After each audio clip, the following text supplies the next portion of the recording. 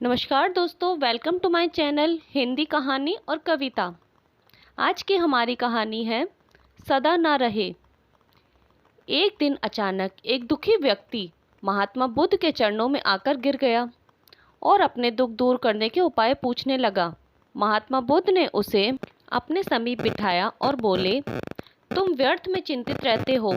सुख और दुख हमेशा साथ नहीं रहते। मैं तुम्हें एक कथा सुनाता हूँ, ध्यान से सुनो।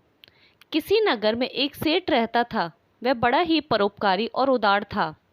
उसके दरवाजे पर जो भी आता उसे वह खाली हाथ नहीं जाने देता था और दिल खोलकर मदद करता था।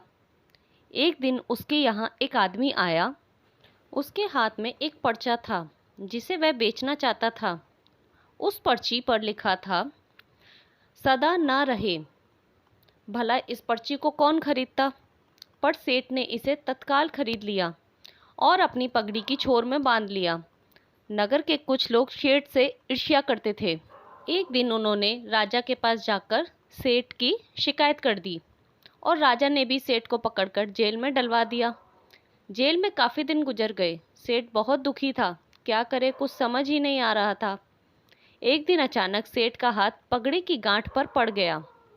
उसने गांठ खोलकर पर्चा निकाला और उसे पढ़ते ही उसने मन ही मन कहा, अरे भगवान ने तो मुझे संदेश पहले ही भेज दिया था, मैंने ही नहीं समझा। जब मेरे सुख के दिन ही सदा न रहे तो दुख के दिन भी सदा ना रहेंगे। ये सोचकर सेठ बहुत ज़ोर ज़ोर से हंसने लगा और काफ़ी देर तक हंसता रहा। ये देखकर चौकीदार को लगा कि मारे दुख के सेठ पागल हो गया है। उसने राजा को खबर दी। राजा आया और सेठ से पूछा कि क्या बात है, क्यों इस तरह से हंस रहे हो। सेठ ने राजा को सारी बातें बताईं।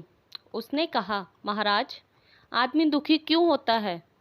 सुख और दुख के दिन तो आते जाते रहते हैं। सुख और दुख तो जीवन के दो पहलू हैं।